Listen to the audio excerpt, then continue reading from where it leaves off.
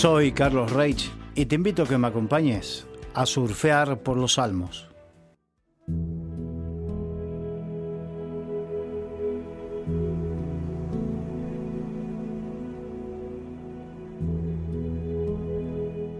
En el día de hoy vamos a terminar con este estudio del Salmo 38, que recordemos es un salmo escrito por el rey David, haciendo memoria de un momento crucial de su vida, como fue el tiempo en que él pecó en adulterio con Betsabé y después pecó mandando asesinar a Urías, el marido de Betsabé, con el fin de encubrir su pecado, y pagó con dolor, pagó con aflicción. Tuvo que venir el profeta Natán a abrirle los ojos con una palabra de parte de Dios, y él pagó con su dolor y con aflicción con la muerte de un hijo al que él amaba. Pero David se humilló delante de Dios y Dios le restauró, porque ese es nuestro Dios. Un Dios que cuando uno se humilla, Dios restaura. Ahora, en los últimos dos versículos, en el anteúltimo de este Salmo 38, que es un salmo recordatorio de ese momento difícil, él dice el versículo 21, «No me desampares, oh Jehová, Dios mío, no te alejes de mí». Aquí le estaba rogando y pidiendo que precisamente Dios no lo desampare, ni que se aleje de él. Una de las peores situaciones que el hombre vive es cuando uno siente el desamparo de Dios, la desprotección de Dios, la lejanía de Dios de su vida. Esto hace acordar a cuando Adán y Eva estaban en el huerto del Edén. Antes de la caída, antes del pecado, ellos se sentían en una comunión plena, de tal manera que estaban desnudos, pero no sentían ninguna vergüenza, ni se sentían mal por estar desnudos delante de Dios. Pero en el momento en que desobedecieron a Dios, porque el pecado no es otra cosa que desobediencia a Dios, en el momento en que desobedecieron a Dios, lo primero que ocurrió es que se ocultaron de Dios, porque tuvieron vergüenza, porque estaban desnudos. Esa es la situación que solemos tener en el momento que pecamos. Nos sentimos alejados de Dios, esa cercanía se rompe con Dios. De hecho, la Biblia nos enseña que, el apóstol Pablo enseña que la paga del pecado es la muerte, o sea que la consecuencia directa del pecado es la muerte. Y la etimología, el significado de la palabra muerte es separación, y en este caso habla de la separación con Dios por causa del pecado. Y esta situación de estar separados de Dios nos produce ese desamparo y esa sensación de que Dios está lejos.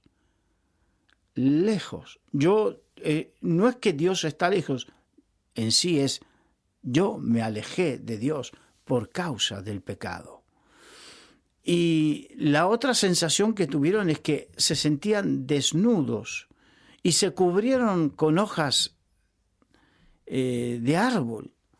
Eso nos muestra cómo podemos cubrirnos nosotros con argumentos humanos, querer tapar nuestra desnudez, nuestra vergüenza con argumentos humanos. Pero nada puede tapar nuestra vergüenza, la vergüenza de nuestro pecado con argumentos humanos. No hay argumentos, no hay filosofía humana, no hay religión humana, no hay institución humana que pueda argumentar, no hay ciencia humana que pueda tener un argumentario tan fuerte y tan de peso como para que el hombre no se sienta desnudo delante de Dios y alejado de Dios. Por eso, la Biblia nos enseña que Jesucristo vino a ser el puente que nos vuelva a unir con Dios, para que volvamos a tener esa comunión plena con Dios por medio del sacrificio de Jesucristo, porque ya no había con qué taparse, no valía para nada esa ropa hecha con hojas de árbol para taparse. Pero lo que sí Dios proveyó fue de la sangre preciosa de Jesucristo, para que por la fe en el sacrificio de Jesús nosotros seamos limpios de pecado y como le dijo a Isaías cuando le tocó Isaías en el capítulo 6, en el momento de su llamamiento, que tuvo esa visión con Dios y él también se sintió tan desnudo delante de Dios que él dijo: ay de mí, que soy hombre inmundo de labios inmundos, que habita en medio de pueblo de labios inmundos.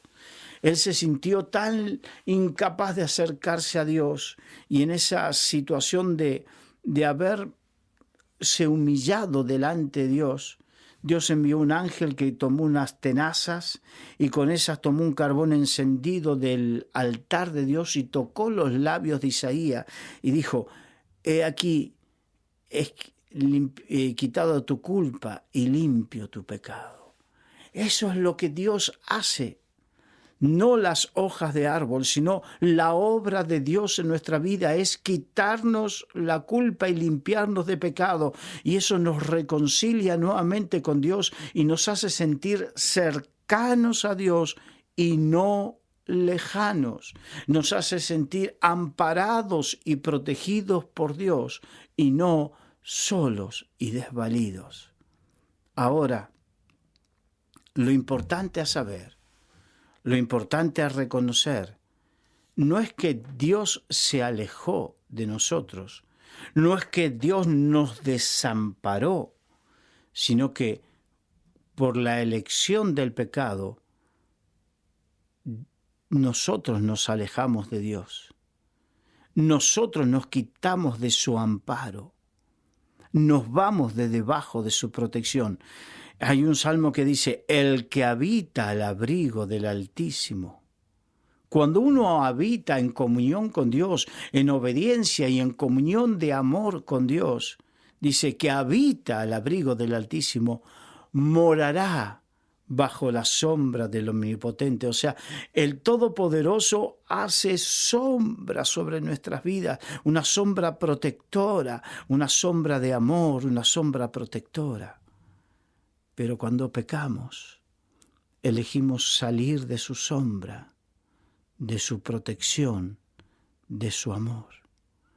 Es como cuando el hijo pródigo decidió tomar sus bienes, lo que le correspondía por herencia, tomarlo en vida e irse a vivir su vida por ahí, hasta que un momento quedó sin nada, desprotegido y hambriento. Anhelando comer, estaba él cuidando a los cerdos y él anhelaba comer las algarrobas que comían los cerdos.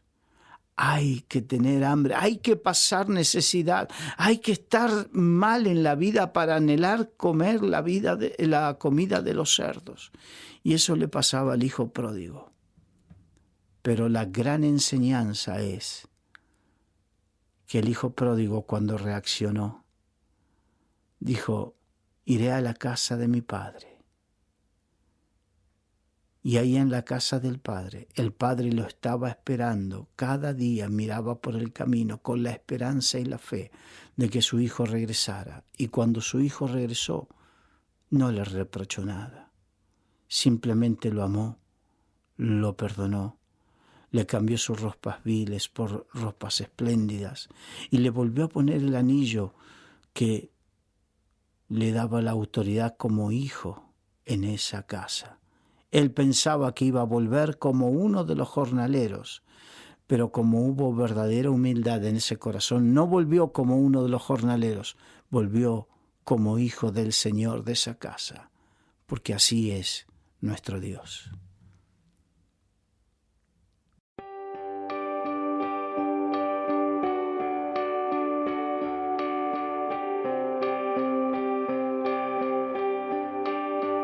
todo está bien, todo está bien. Si Él lo dijo, Él lo hará, porque contigo estará. Todo está bien, todo está bien. Si Él lo dijo, Él lo hará, porque contigo estará. Todo está bien.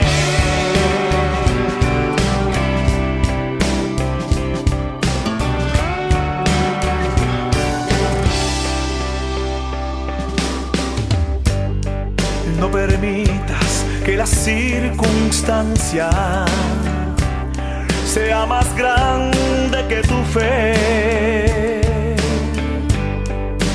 Todo es posible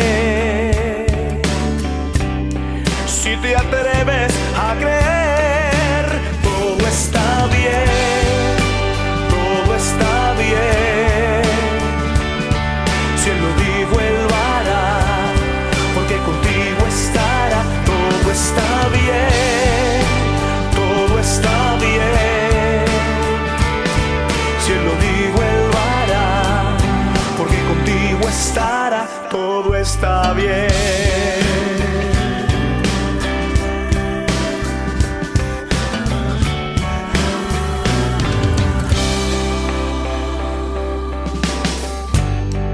No permitas que la circunstancia sea más grande que tu fe.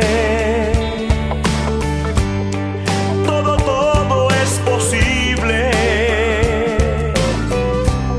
si te atreves a creer. Todo está bien, todo está bien. Si Él lo dijo, Él lo hará, porque contigo estará. Todo está bien, todo está bien. Si Él lo dijo, Él lo hará, porque contigo estará. Todo está bien.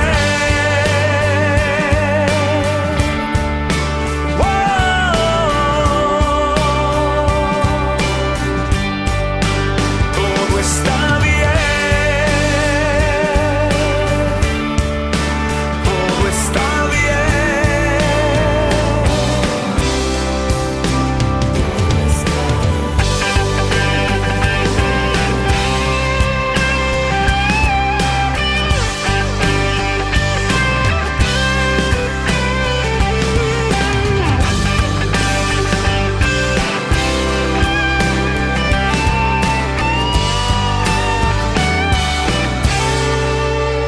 Todo está bien, todo está bien. Si Él lo dijo, Él lo hará, porque contigo estará. Todo está bien, todo está bien. Si Él lo dijo, Él lo hará, porque contigo estará. Todo está bien.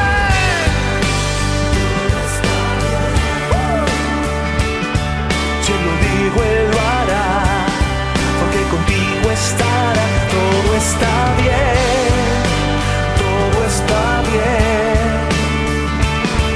Si Él lo dijo, Él lo hará, porque contigo estará. Si Él lo dijo, Él lo hará. Todo está bien.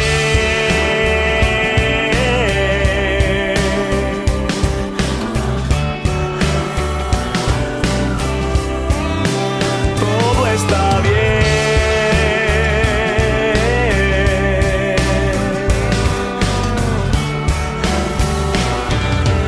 Tranquilo, todo está bien.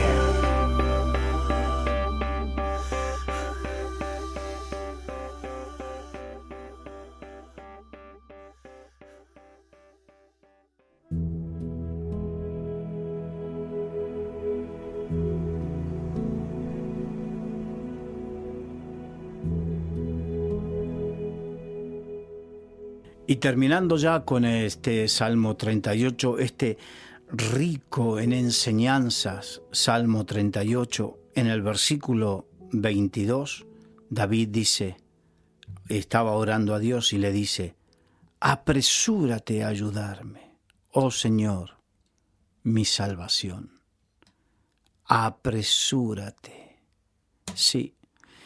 Nosotros los hombres vivimos en esta dimensión sometidos a tiempo y espacio. Dios no.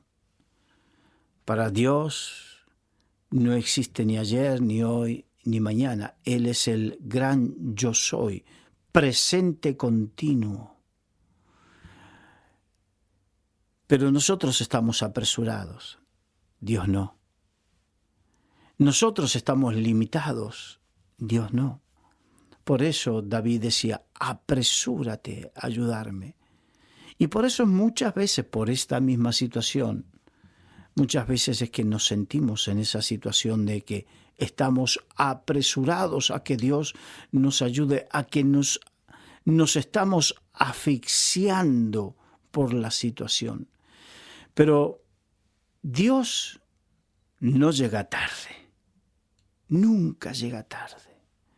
A Dios no le pilla por sorpresa una situación.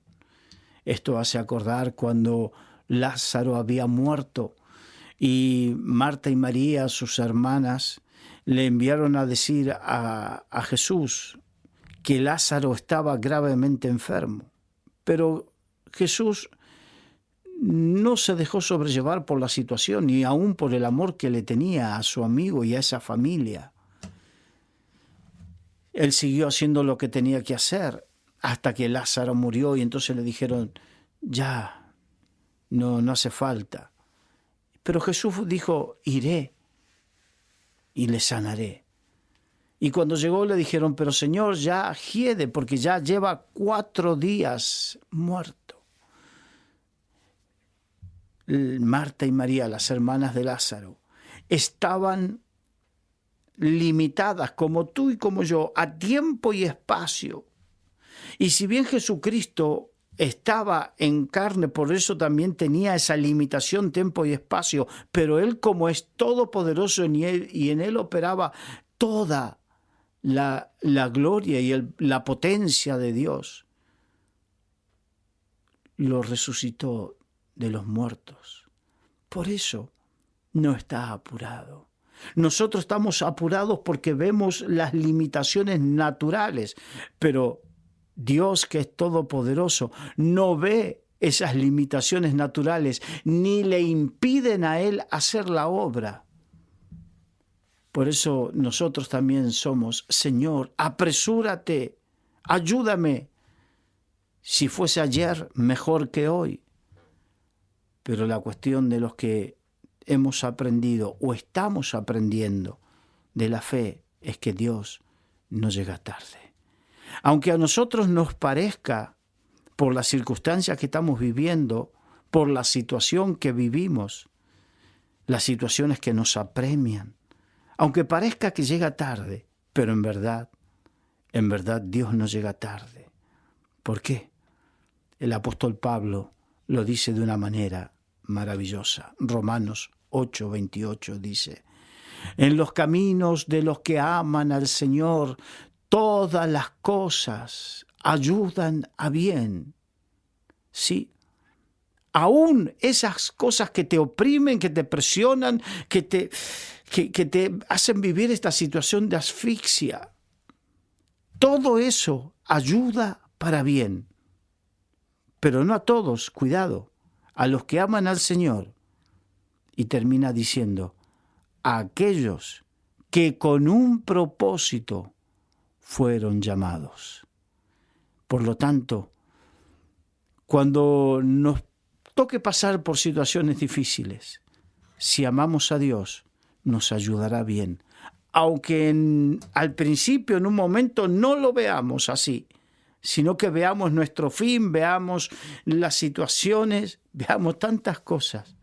Pero todo ayuda bien si tú amas de corazón al Señor. Todo, aún esas cosas que te están oprimiendo, presionando, asfixiando. Todo ayuda para bien.